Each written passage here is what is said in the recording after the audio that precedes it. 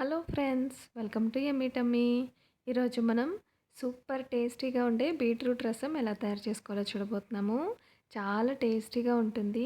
ఈ రసం ఈ విధంగా ఇంత టేస్టీగా ఉంటుందా అని మీరే షాక్ అవుతారు. అస్సలు ఎక్స్పెక్ట్ చేయరండి, అంత మంచి టేస్ట్ వస్తుంది.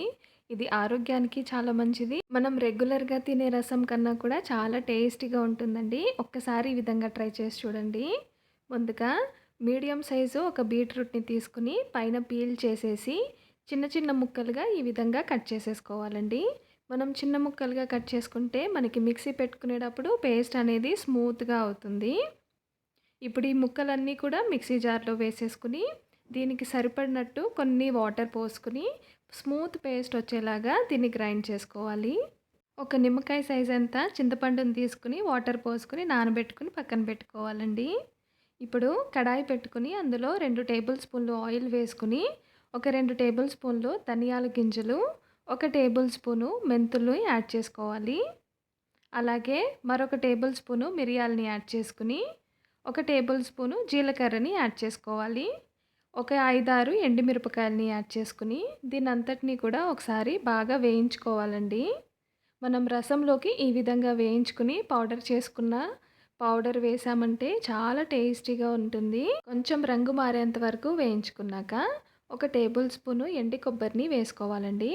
పౌడర్ని వేసుకున్న ముక్కలైనా పర్వాలేదు. పచ్చి కొబ్బరి ఉంటే పచ్చి కొబ్బరి కూడా 1 టేబుల్ స్పూన్ వేసుకోవచ్చు.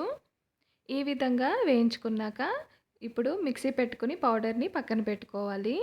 ఇప్పుడు ఒక గిన్నె పెట్టుకొని అందులో కొద్దిగా వాటర్ యాడ్ చేసుకుని మనం ముందుగా నానబెట్టుకున్న చింతపండు రసాన్ని ఇందులో యాడ్ చేసేసుకోవాలి. అలాగే మనం బీట్రూట్ పేస్ట్ చేసాము, అది కూడా యాడ్ చేసేసుకుని దీన్నంతటినీ కూడా మీడియం ఫ్లేమ్లో పెట్టుకుని బాగా మరగనివ్వాలండి. మనం పచ్చి బీట్రూట్ వేసాం కాబట్టి మనం ఎంత బాగా మరిగించుకుంటే అంత మంచి టేస్ట్ వస్తుందండి రసానికి. ఒక 4-5 నిమిషాల వరకు మనం బాయిల్ చేసామంటే మీడియం ఫ్లేమ్లో పెట్టుకుని చాలా బాగా మరిగిపోతుంది. టేస్ట్ అద్భుతంగా ఉంటుంది. ఎవరైనా బరువు తగ్గాలి అని అనుకునే వాళ్ళు, హెల్తీగా తినాలి అని అనుకునే వాళ్ళు కూడా ఇది ఒకసారి మీ డైట్లో యాడ్ చేయండి. మీకే డిఫరెన్స్ తెలుస్తుంది.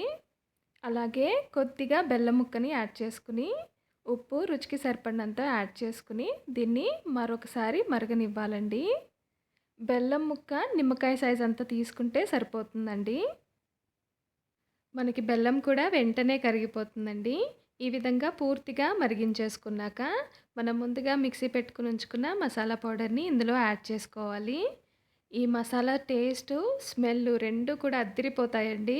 మనకి వాటర్ అనేది అడ్జస్ట్ చేసుకోవాలండి. రసం కన్సిస్టెన్సీని బేస్ చేసుకుని మనకి చిక్కగా అయితే వాటర్ తక్కువ వేసుకోవాలి. పల్చగా ఉండాలి అని అనుకుంటే ఎక్కువ వేసుకోవాలి. ఈ విధంగా మరిగించుకున్నాక ఇప్పుడు ఆఖరిగా 1 టేబుల్ స్పూన్ ఆయిల్ వేసుకుని అందులో కొద్దిగా ఆవాలు, కొద్దిగా జీలకర్ర, కొంచెం కరివేపాకు వేసుకుని కరివేపాకు చిటపటలాడిన తర్వాత కొంచెం కొత్తిమీరని యాడ్ చేసుకుని ఒకసారి దీన్ని కలిపేసుకోవాలి. ఈ విధంగా కొంచెం వేయిన తర్వాత ఆఖరిగా ఒక 1/2 టేబుల్ స్పూను పసుపుని యాడ్ చేసుకుని ఇప్పుడు ఈ తాలింపుని మనం బీట్రూట్ రసంలో యాడ్ చేసేసుకోవాలండి. చాలా హెల్తీ అయిన బీట్రూట్ రసం తయారైపోయింది. చాలా టేస్టీగా ఉంటుంది. చేసే ప్రాసెస్ కూడా చాలా సింపుల్ కదండి. మీకు ఖచ్చితంగా నచ్చుతుంది. నా మాట నమ్మి ఒక్కసారి ట్రై చేసి చూడండి.